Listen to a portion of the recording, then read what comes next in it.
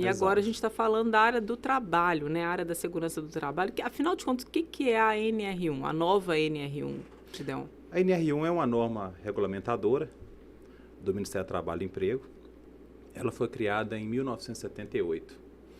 E até esse ano ela teve um período de histórico de renovação, né? Teve 12 renovações, e quando a gente fala nessa nova NR1, é importante a gente falar por que nova, né? Porque em 2020 ela teve uma alteração de todo o contexto daquilo que conhecíamos até aquele presente momento. Então, até 2020, se nós olharmos esse histórico de renovação, nós vemos que de 83 até 2020 ela teve 6 históricos de renovações. E de 2020 até o ano de 2024 ela teve mais 6. Porque ela teve esse aperfeiçoamento, principalmente ligado àquilo que é GRO e PGR, que a gente vai falar um pouco aqui hoje. Então essas foram as principais mudanças dela. Qual que é, tipo, a NR1, qual que é o título dela? O que é plano de gerenciamento? Disposições gerais. Disposições gerais. Eu gosto de falar que a NR1 ela é a coluna vertebral de todas as NRs, né? Ela ramifica para todas as outras 38 NRs. Se a gente for olhar essas 38, elas podem ser divididas em 3 partes, né? Ela é dividida por setor, de forma específica e também de formas gerais, que vai aplicar a todo tipo de segmento. Legal. Afinal de contas, qual que é a diferença entre o PGR e o GRO? Bom, PGR e GRO, eles têm o mesmo sentido, mas quando nós falamos de GRO e PGR, nós vemos que GRO ele é a visão macro de prevenção. Então, o GRO, ele direciona, ele traz as diretrizes com relação à política de prevenção dentro da empresa. Então, o que é a base dele? Ele traz como base identificar, avaliar e controlar. Então, ele determina a política dentro de todas as outras 38 NRs de acordo com o tipo de segmento. O PGR, ele é a ponta final do GRO, porque se eu elaborei, criei políticas, identifiquei, avaliei e tracei qual a metodologia de controle, agora eu preciso documentar isso. Então, essa documentação ela vem através do PGR, que traz como 2 princípios básicos exigidos pela própria NR1, que é inventário de risco e plano de ação. Entendi. Toda empresa que tenha que tem algum limite, número de funcionários, para poder, que é obrigado a ter esse documento, e esse documento é apresentado para alguém ou ele fica arquivado na empresa? Não.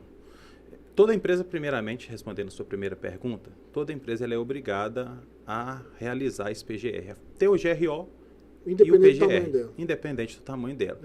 A única forma de não cumprir isso é se ela não tem risco.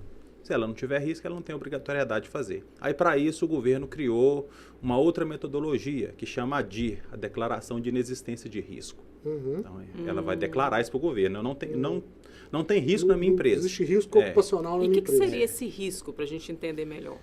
O risco é aquilo que tem potencial de trazer dano à saúde do trabalhador.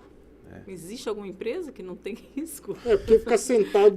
porque, de certa forma, todo mundo está... Sim. Né? Exato. Você consegue exemplificar alguma que não tem risco? Na verdade, eu posso exemplificar um tipo de atividade. Tem atividades que todas existem risco, mas ela não tem um potencial, que é um pouco também daquilo que a gente vai falar aqui hoje, de trazer grandes danos à saúde do trabalhador. Né? E o PGR ele traz exatamente esse sentido. O quanto esse risco ele pode prejudicar esse trabalhador dentro do seu ambiente de trabalho.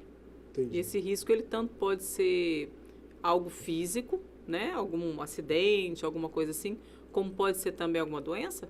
Sim. Na verdade, o risco ele gera doença. Né? Se a gente pega as 4 categorias de risco hoje, nós temos risco físico, químico, biológico e ergonômico.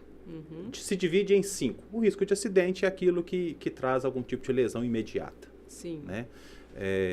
Mas essas quatro categorias elas vão adoecer o trabalhador. Verdade. Então é o resultado da exposição ao risco. Entendi. É o efeito, né? É causa e efeito. Exato. Entendi.